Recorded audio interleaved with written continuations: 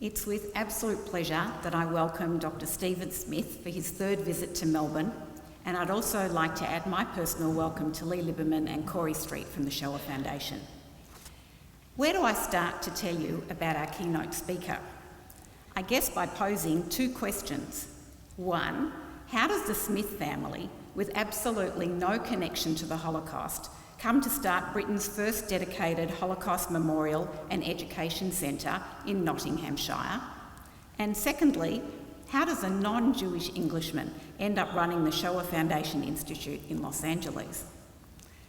About 15 years ago, at an educators' conference at Yad Vashem, I learnt the answer to the first question when I met Stephen and his brother James.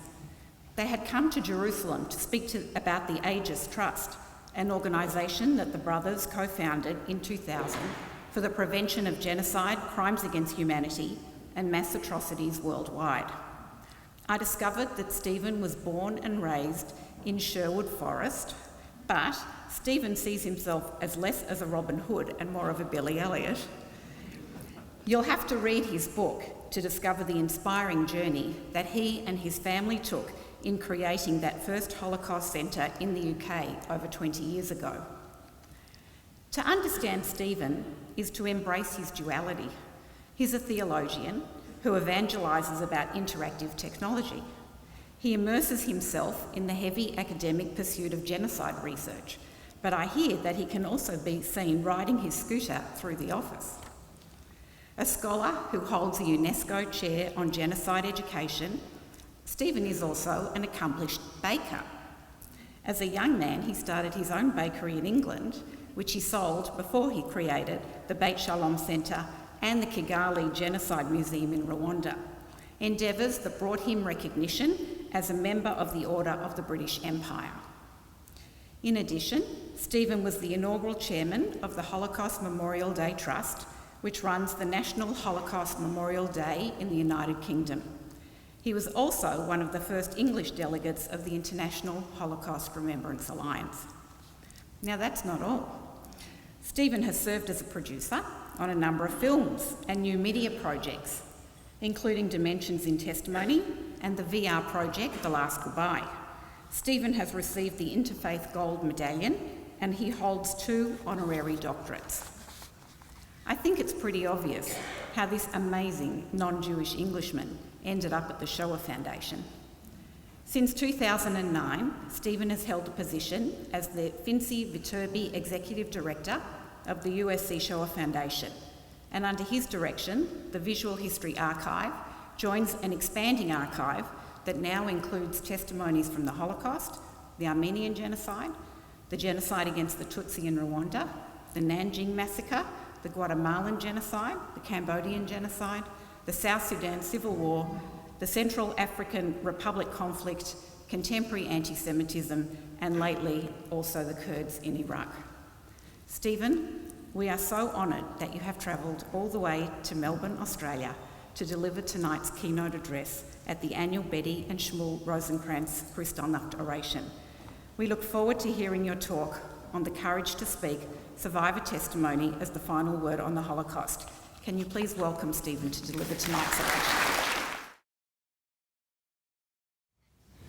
Good evening, thank you, Sue, and thank you everybody for being here, and in particular to the Holocaust survivors who are with us this evening. Thank you for being here, thank you for telling your stories, thank you for everything that you do to make your past a part of our future.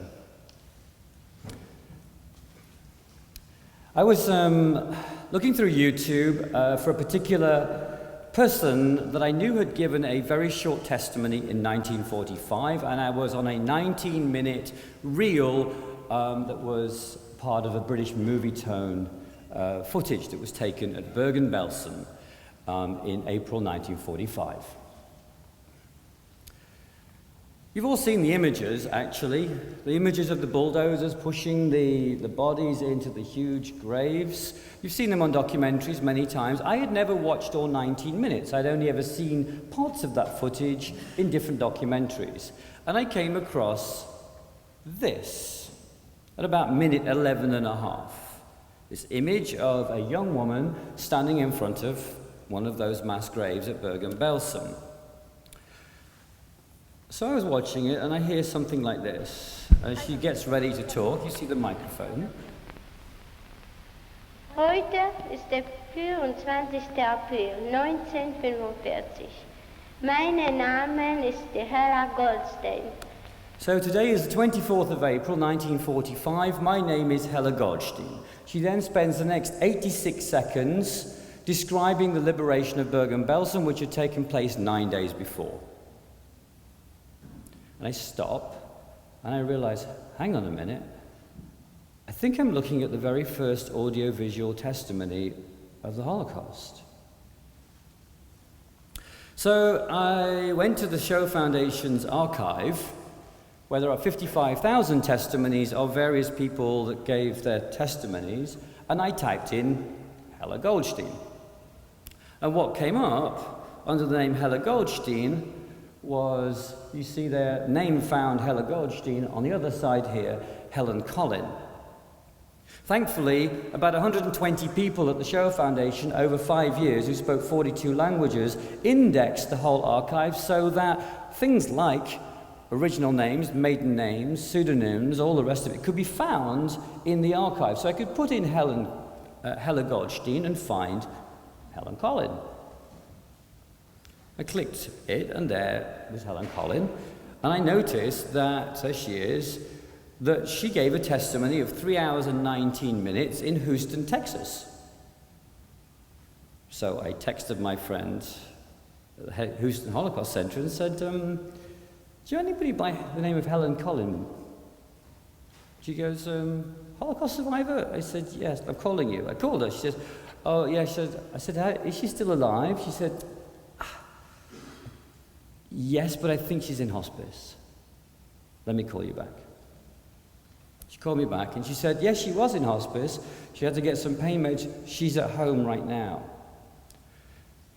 So I hopped on a plane and went to Houston and sat with her and said, do you remember this? I won't play it for you because of time. I then said to her, what was it like for you? In fact, let's play this little clip. When you went to the microphone to speak, how did you feel when you stood there? I'll be very honest, I was scared. I was shaken, very, very scared. But I wanted to tell them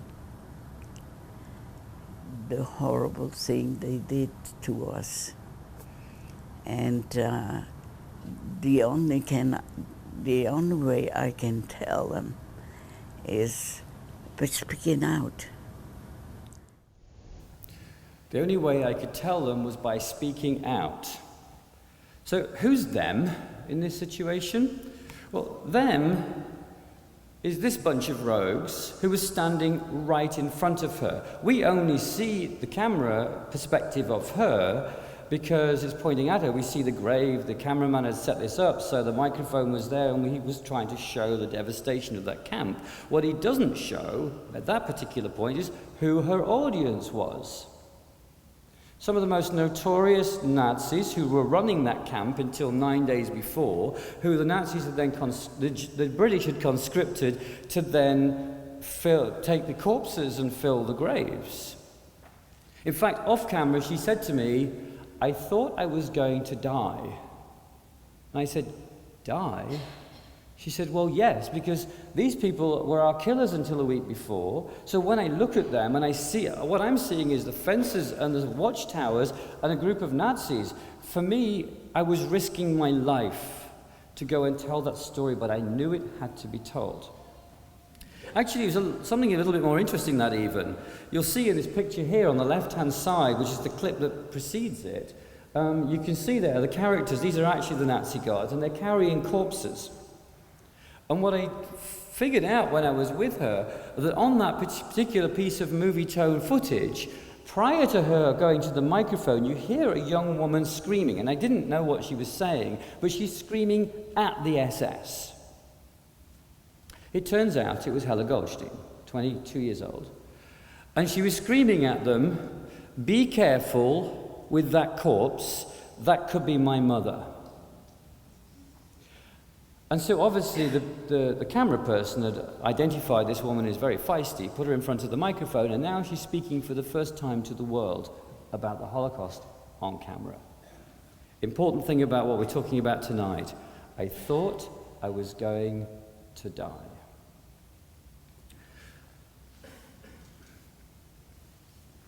Major General Sid Shachnow. Now, I heard he was going to be in Los Angeles, and I was quite excited to go and hear him speak because he was a Major General and a Holocaust survivor.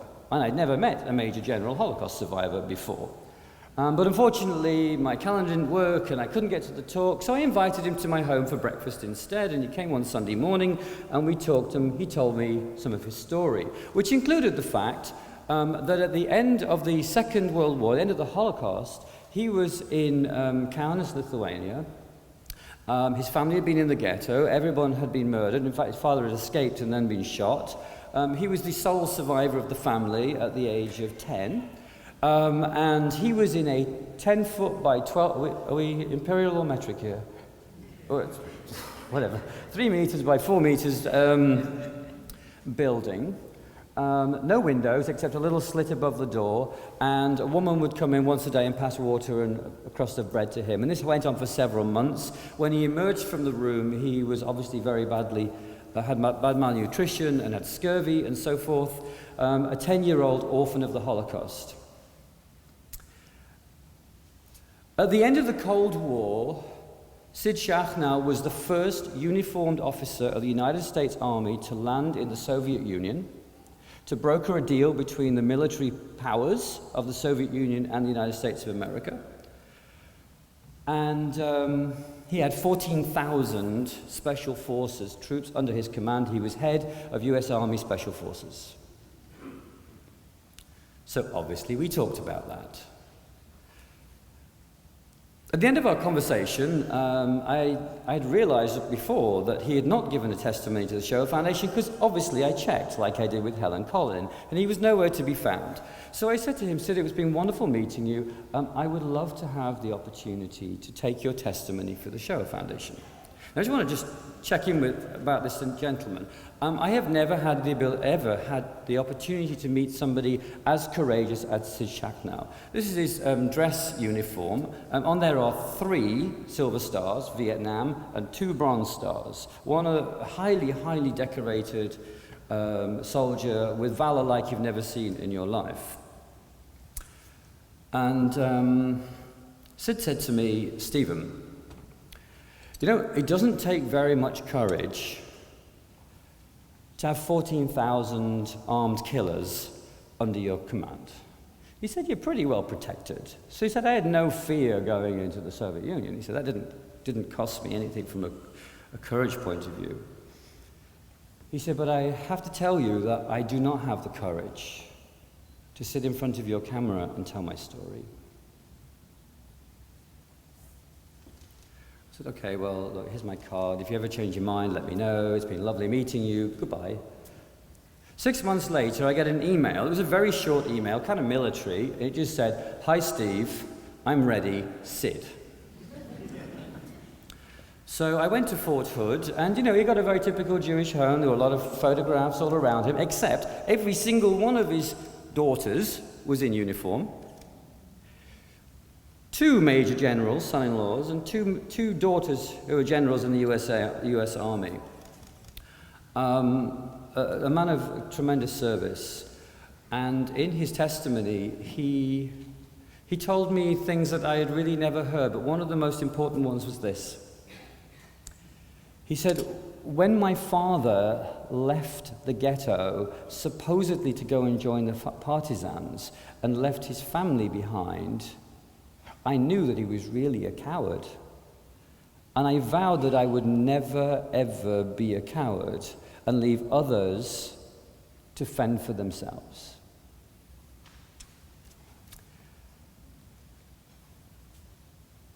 I went into an antiquarian bookshop. It was in the United Kingdom, in the city of Lincoln. I had my 3 kids with me. They were all little kids at the time. We went in there to look for, I don't know what it was, Enid Blyton or something. And I see a spine of a book, and it says, The Extermination of Germany's Jews. Okay, so I'm a Holocaust scholar, and I see that. What do? I leave the Enid Blyton section and I just grab that. I grab the book, which is obviously about the Holocaust. I see it at the front cover, and it says, "The Yellow Spot, the Extermination of Jews in Germany." I pay the £10, I put it in the bag, and I go back to buying the kids' books. Go home, I don't do very much with it. I just stick it alongside all the other hundreds of books I've got on the Holocaust on my bookshelf. Didn't open it. Until several months later, I was looking for some. I find the book. Oh, I'll have a look at that. I open the cover, and to my surprise, the date of publication for this book was 1936. The Extermination of the Jews of Germany, published by Victor Gollancz in London, 1936. What I found in that 285 pages was a study of what had happened in Germany from January the 1st, 1935, up until the Nuremberg Laws of January 1933, when Hitler came to power, up until September 1935, when the Nuremberg Laws were published. And they kind of drew a line under it and got it published at that point, because they had drawn the conclusion, the authors, that there was no possible outcome other than the extermination of the Jews of Germany. And then we say we didn't know. Why didn't we know? It's because we weren't actually listening to the people that could tell us what we needed to know, including this rabbi here. They interviewed people, Jewish people, in 1935 about what they were experiencing. And they knew. Of course they knew. Because their lives were being completely collapsed and exploded by what was happening around them. They knew it was completely untenable to continue to live in Germany, or that their lives would have any future at all.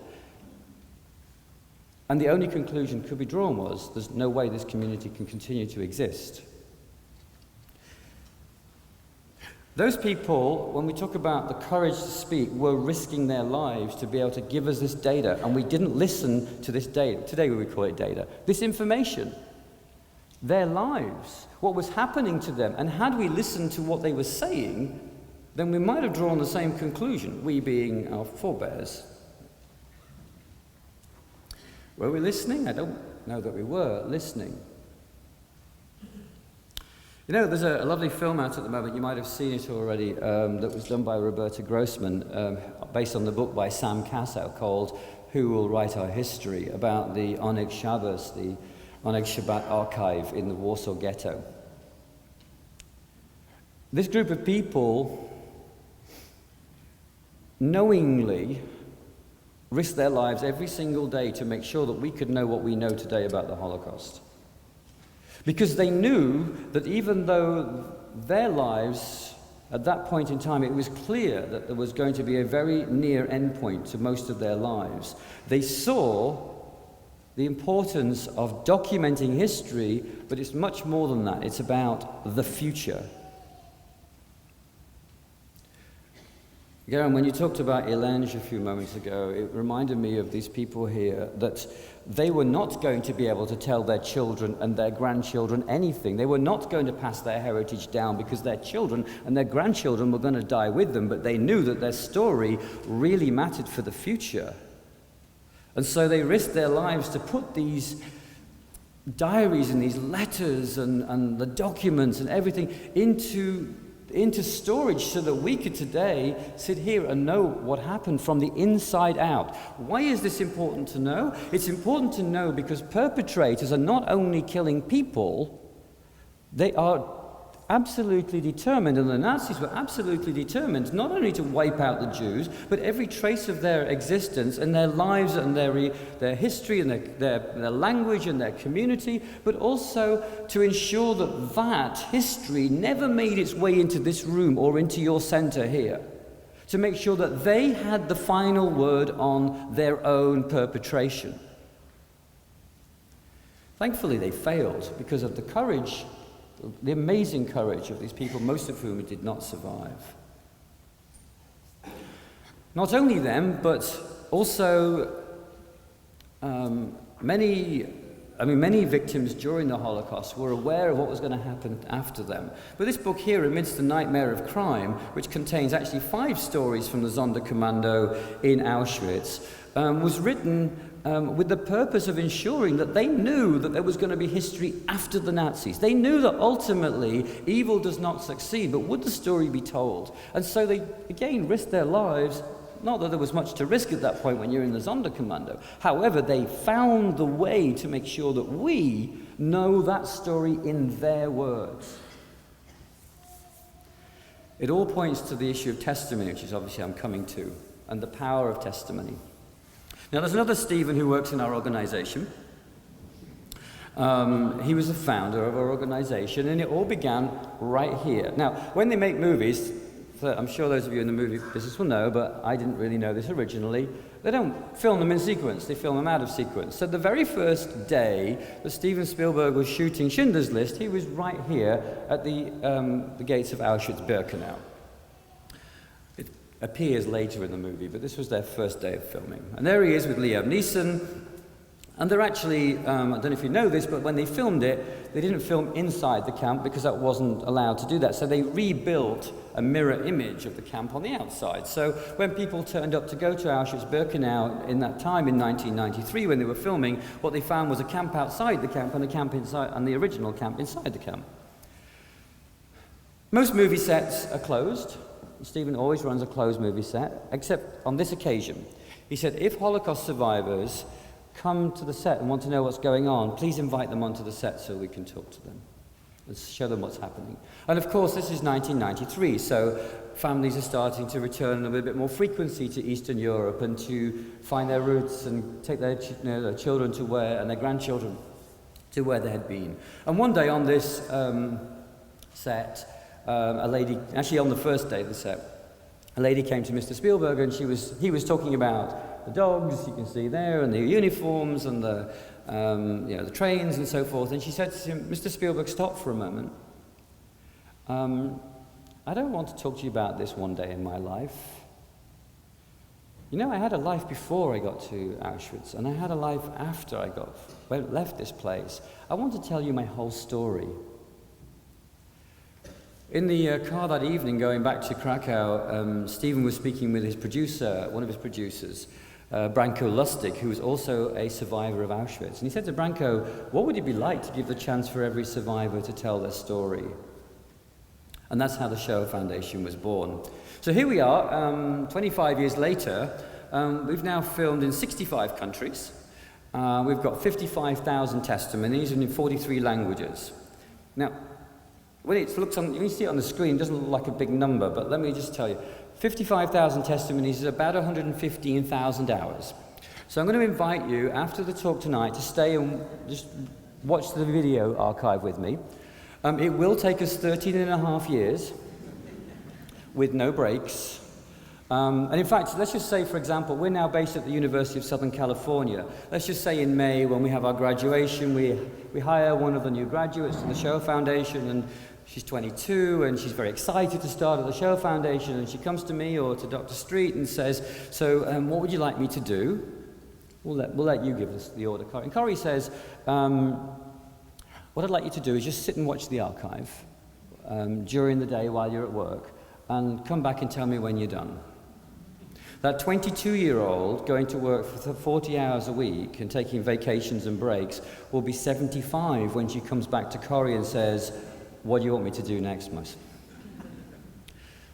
It's literally a lifetime, a full lifetime of testimony. So we've been trying to figure out what to do with this. That's on automatic.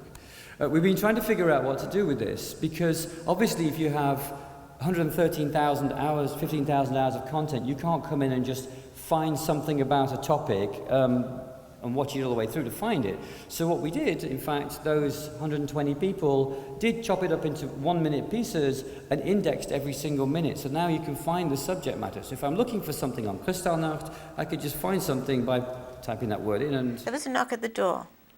And it was not usual, for people to knock. And I put the Gestapo in civvies. Where's your father? no idea. I said, he is not here, and I had to open. And I remember the chutzpah, show me your IDs.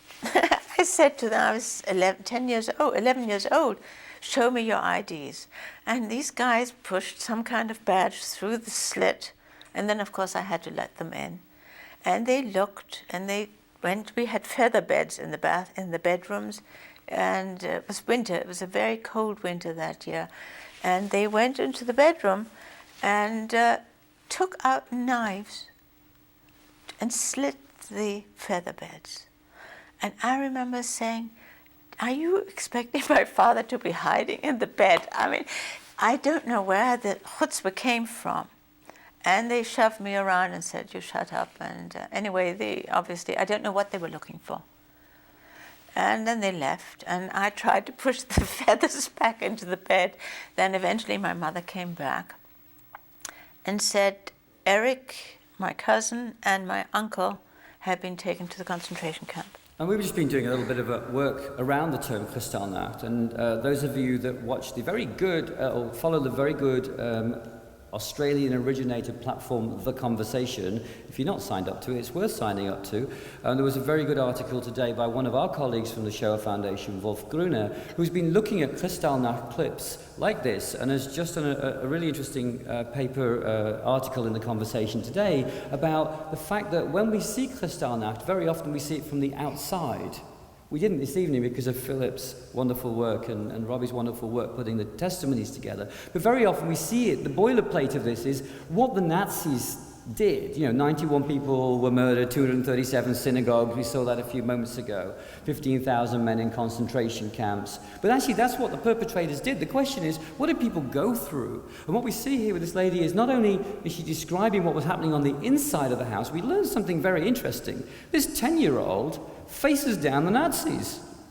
Like, show me your ID. You're not coming in until you show me your ID. And then, what are you doing with our feather beds? These very small nuances are extremely important for us to know about, because what they show us is what the world was like for those who were going through it, not the ones who were perpetrating it. Our world tells the story usually of violence and war and perpetration through the eyes of the perpetrators. Have you ever watched a Holocaust documentary? Guess what? Everything that you see, mainly in those documentaries, was shot with German cameras for their benefit. So we really only ever get their view of it. Testimony allows us on the inside of this. It allows us not only the fact that the courage of giving the testimony, but what we learn is these individuals, even at 10 years old, were living through this experience.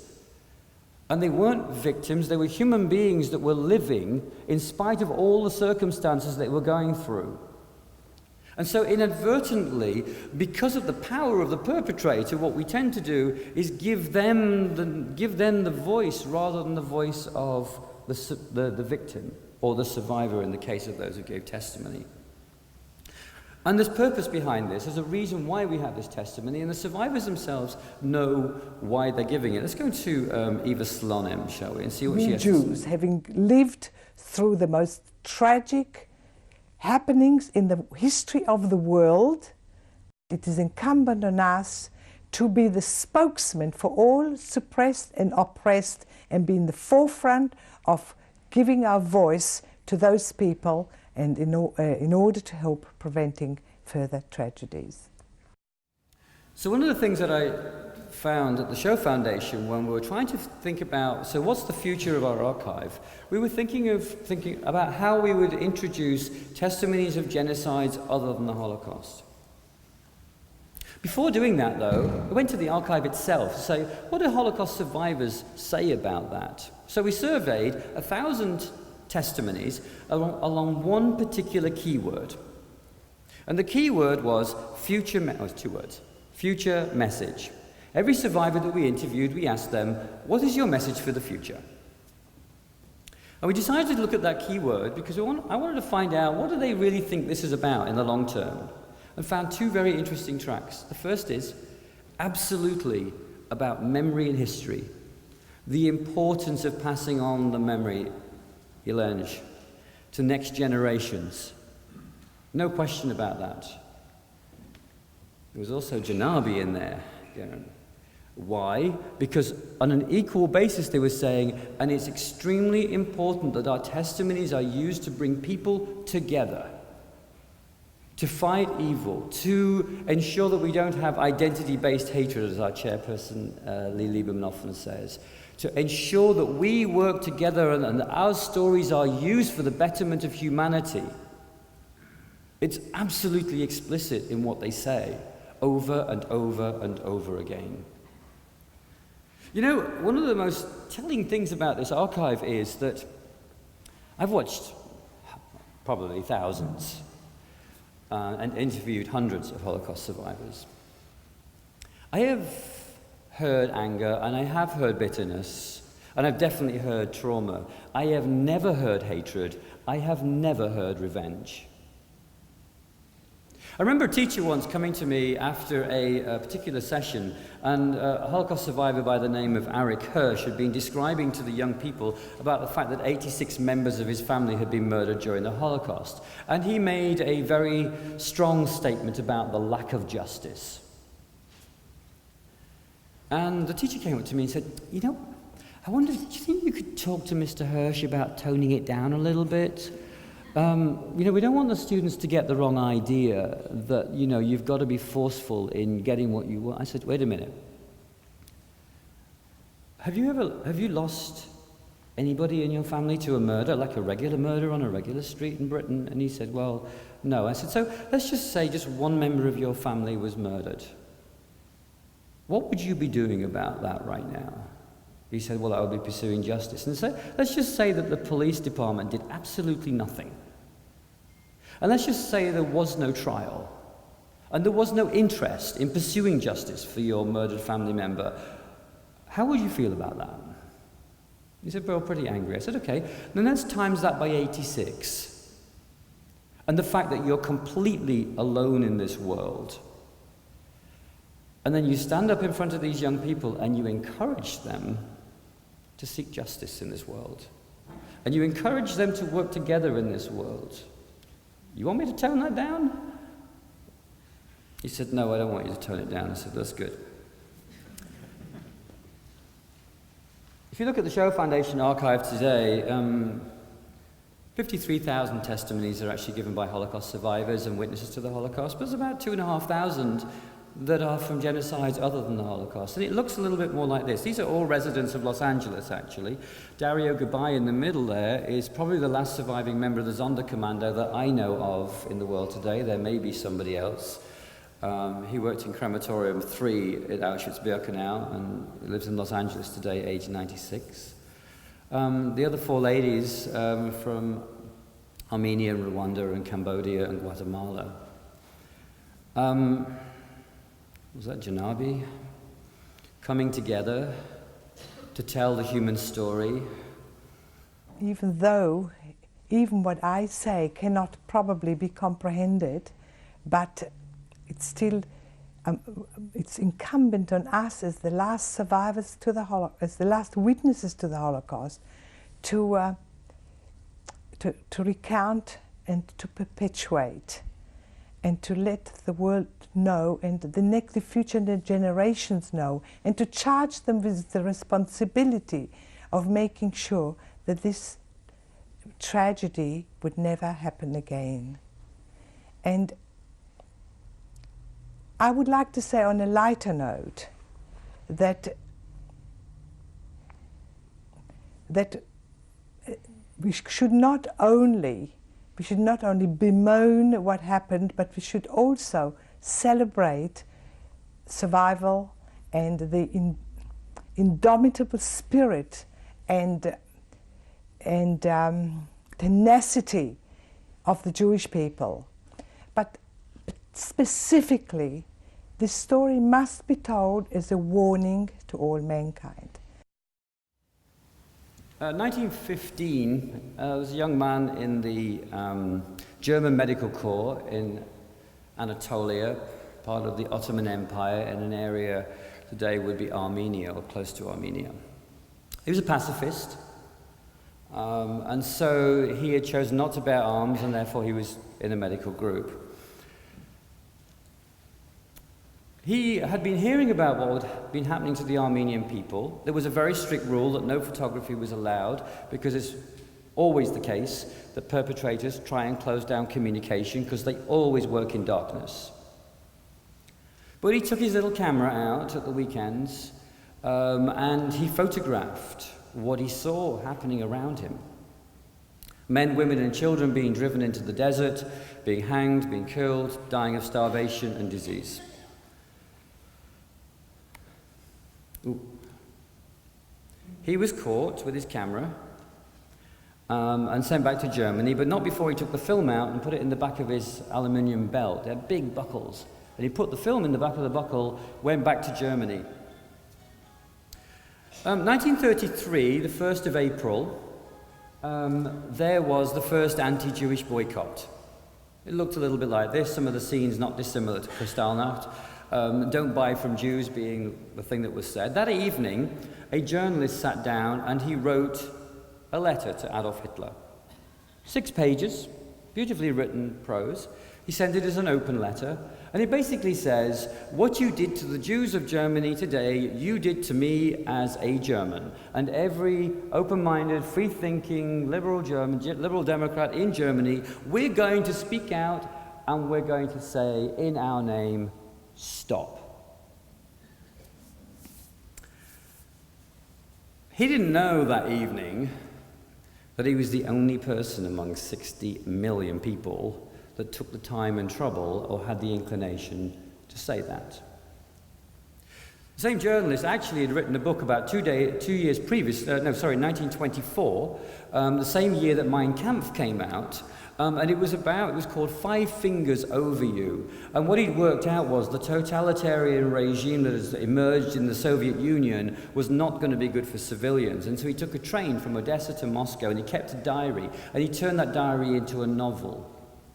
It was on the bestsellers list with Mein Kampf in 1924.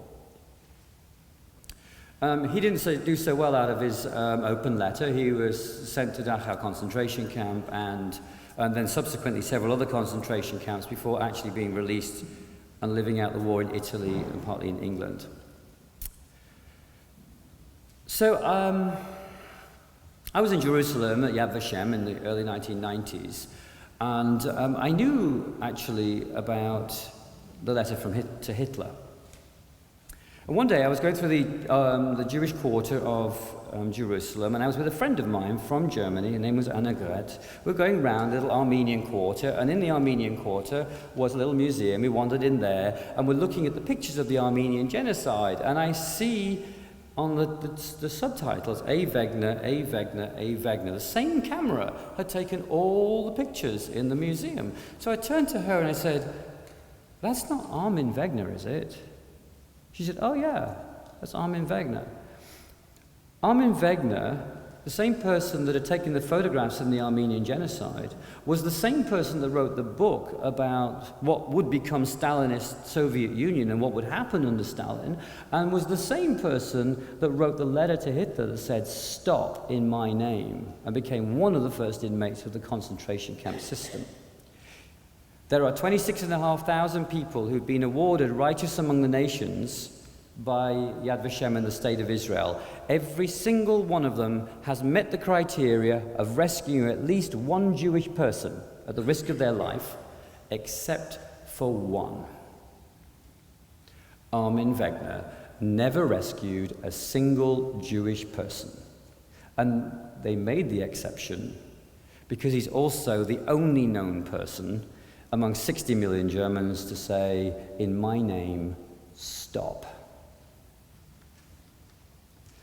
So we were thinking about expanding the archive of the Shoah Foundation to contain other genocides other than the Holocaust. And I was speaking to a filmmaker in Los Angeles, his name was Michael Hagopian, about the fact that he collected about 400 testimonies of the Armenian genocide on 16mm over the years. He was a documentary filmmaker. He would put in a bid to go and make a film about the Nile. So he'd be sailing down the Nile, knowing that along the Nile were all these little Armenian communities in diaspora. And at the end of the day, he'd film the herons and whatever, the boats. He would do it very sparingly so that he had a reel of film left. And at evening, he would go and find a genocide survivor and sit and say, "Tell me your story." collected 400 of them. So I was asking him about where the inspiration came to do that. And he said, well, I met this guy and he came to my home and he said, Michael, you're a filmmaker. You should really, the survivors of the Armenian genocide are not going to be here much longer. Really, if you could just use your talent and your gift to make sure the stories are told. I said, who was that? He said, oh, it's some German guy. You wouldn't know him. I said, German guy? He said, yeah, his name was Armin Wegner. I said to him, you didn't have the presence of mind to film him, did you? He said, oh yeah, he was my first interviewee. And so the Shachnow Foundation now has this beautiful testimony. I came in Turkey as a member of the German Red Cross. And in this quality, I came through the whole desert of Mesopotamia and was a witness of the terrible persecution of the poor Armenian people and saw the terrible sacrifice. A witness is a very difficult task. I could never more forget what I have seen. I was always willing to speak of this terrible thing and to say to the peoples, don't care that not a second time the same terrible thing can repeat. Armin Wegner is one of the heroes of the 20th century because he never succeeded at what he was trying to do, not once. But he absolutely never stopped trying, and he had the courage to use his voice every single time. This is Marjina Begun. She was the first person that I met in Bangladesh. She's a Rohingya. She had arrived from Myanmar 2 days before this photograph was taken. She had 2 boys, aged I think 4 and 3, and she was 8 months pregnant. Her husband had tried to help her and the children escape, but he was shot in the back as he ran into the forest down to the river. So on this little piece of paper here, you see I'm just scribbling away as I'm meeting these people. It became very clear to me that if this was the pattern, somewhere in the region of 1.5 family members per family would have been murdered in the previous 6 weeks to when this photograph was taken in October of 2017. And so I sat and talked. It's interesting because I was walking through the refugee camp and I heard what sounded like a primary school. And it's really strange because I'd never been in the Warsaw ghetto, or any ghetto for that matter, but I heard about these stories about these schools and how parents kept their children going and how they, we call it spiritual resistance, but really the tenacity, the resilience to keep going. And I'm in a refugee camp, in a part of this camp that's been there about a week, and I hear a primary school. So, okay, I've got to find out. I climb up the bank and end up inside this tent here. It's actually a madrasa. They'd thrown it up in a matter of days. And this is Imam Sadiq. He's not the imam of this congregation, because what happens is when you show up at a refugee camp, when you've just fled for your life, you turn up there and they just put you on a list, and then you're just on the list next to the family next to you. So it's like, okay, number 100 to 200, you're now going to go to block 215C, or whatever it is. This person's going to take you there, off you go. Anybody who's got the number 100 to 200, there you go.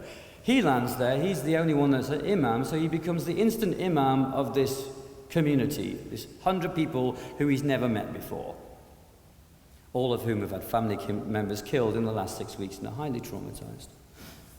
I've interviewed a lot of people about genocide. I don't think I've interviewed anybody as traumatized as Hamwan Sadiq. You can see in his eyes there.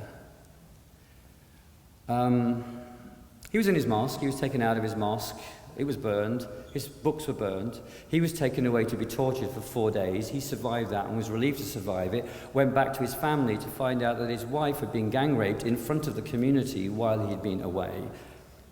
So he takes his wife and his 2 little children and he decides he's going to leave that day.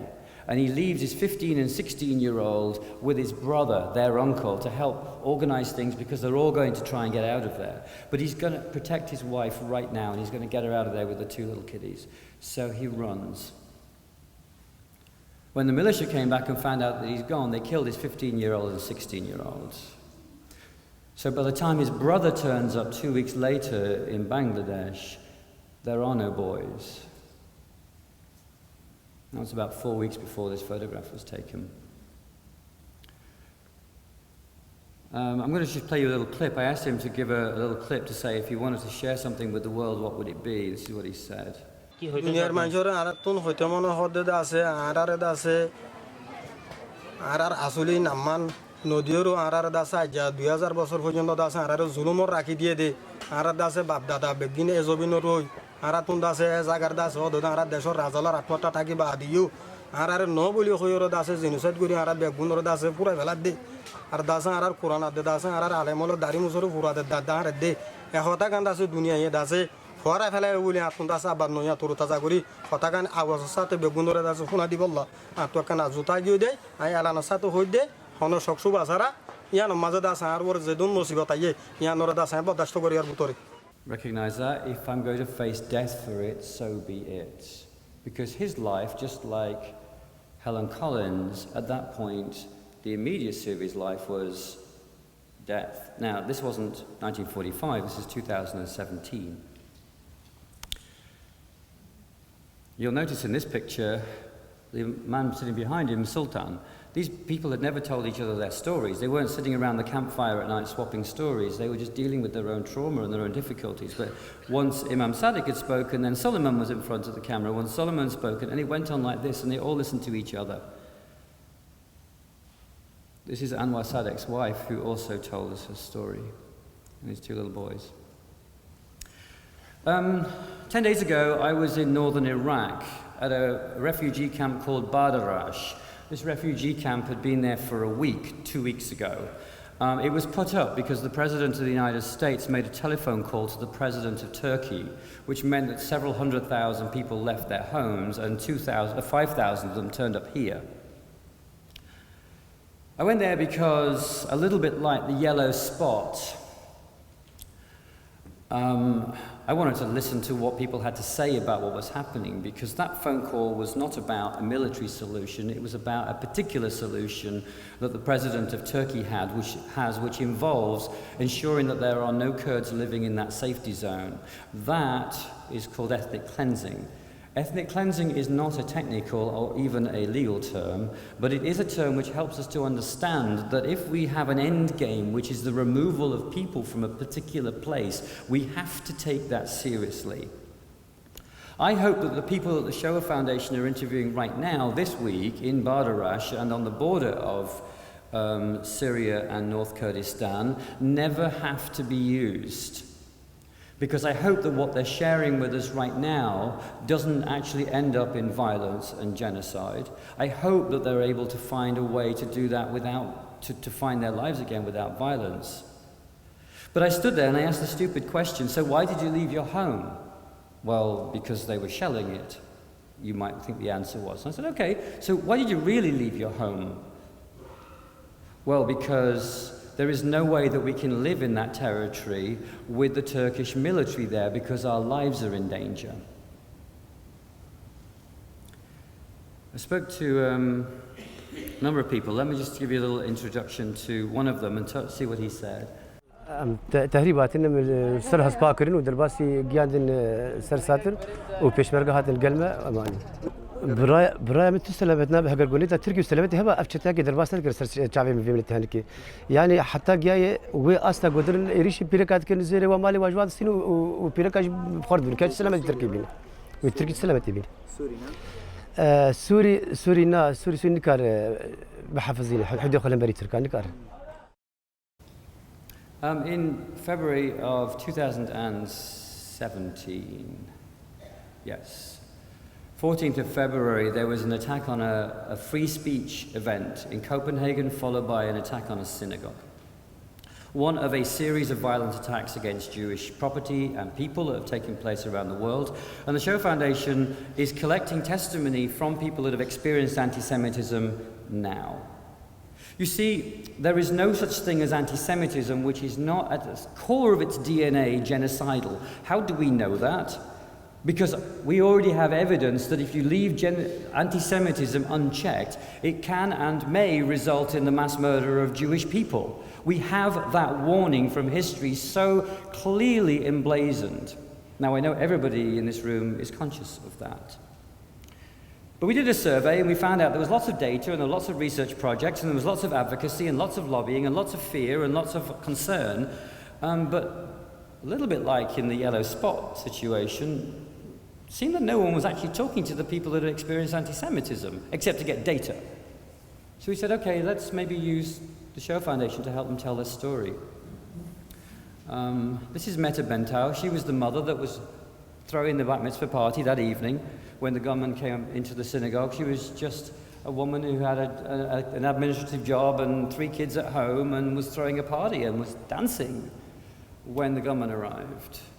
Corrie Street went and she interviewed 10 people from that synagogue, including Meta, a couple of months after. Let's just hear what she said. In the weeks after, we received emails and phone calls and letters from people all over the world, Jews, non-Jews, Muslims, writing especially to Hannah, saying that nothing should take away, no heinous act should take away what was her great day.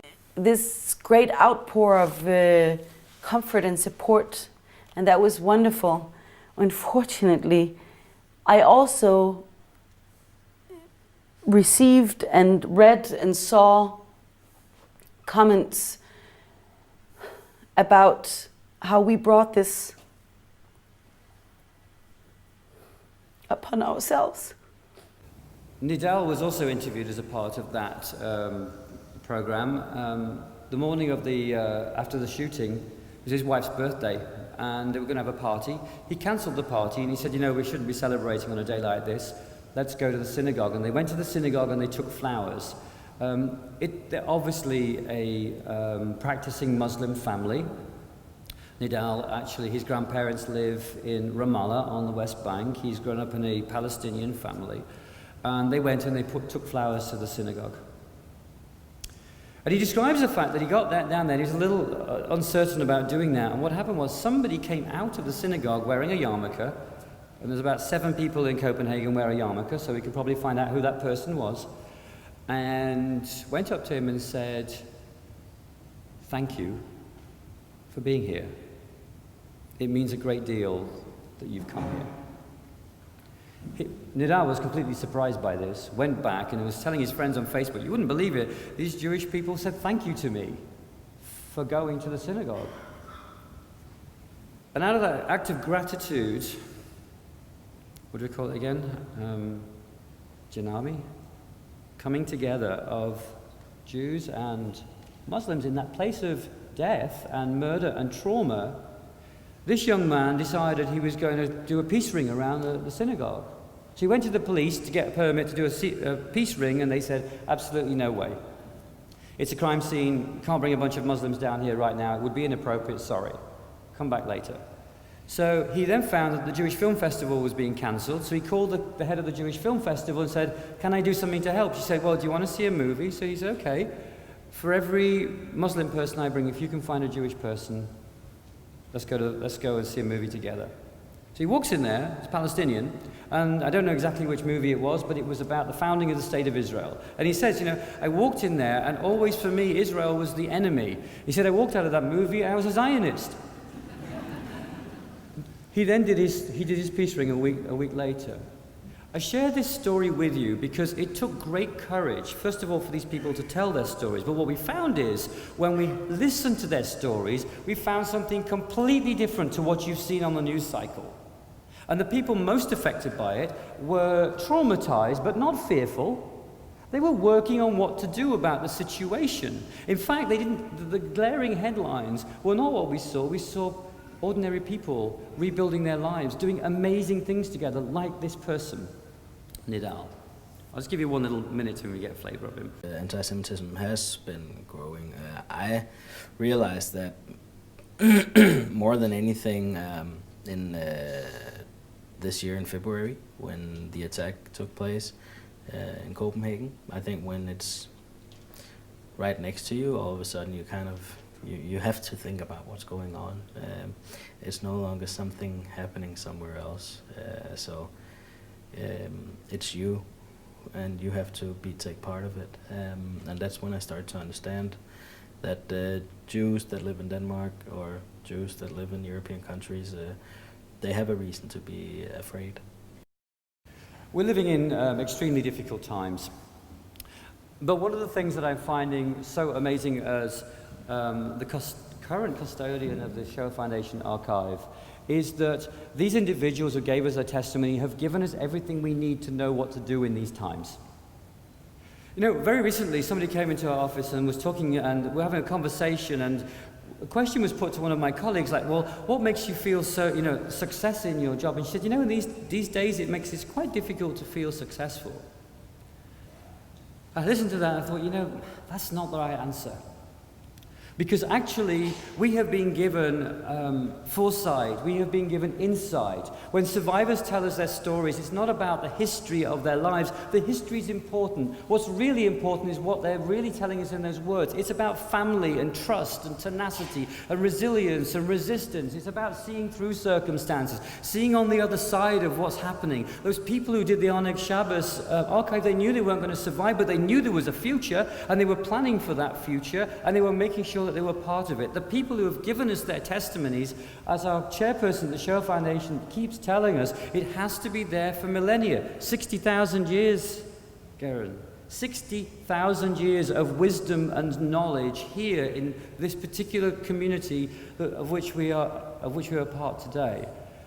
We have thousands of years ahead of us. So what we need to do is we need to see this archive. I often talk about this of testimony as being the final word. If you think about it, Hitler intended that Jews would not exist and their memory would be wiped out forever, that there would be no story of the Holocaust, that we would not hear these voices and know what happened on the inside of those houses. He intended to wipe out for all time and create a museum and basically put that history in the past. And because of the voices and the courage of the survivors that have given us their testimony, they have the final word on the Holocaust.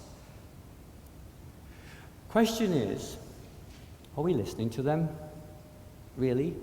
Are we actually taking time to sit with their testimonies to say, what does this mean? What does it mean to me and my family and my community? Or are we just putting it into shelves and keeping it there and creating memorials? I urge you, go to your Holocaust Center and listen to those voices as individuals. Never think that you know it all, however close you are to it. Listen to the voices of the survivors of genocide other than the Holocaust, because we don't compare them. We're all part of a shared humanity. We have a shared story to tell. The Jews of Europe were not looking for other Jewish people to come to their assistance during the Second World War and during the Holocaust. What they needed were voices of people who cared about humanity, irrespective of whether they were Jews or they were Muslims, or whoever they were, who were prepared, like Armin Wegner, to stand up and say, stop. Not because it affects me, but because it affects us.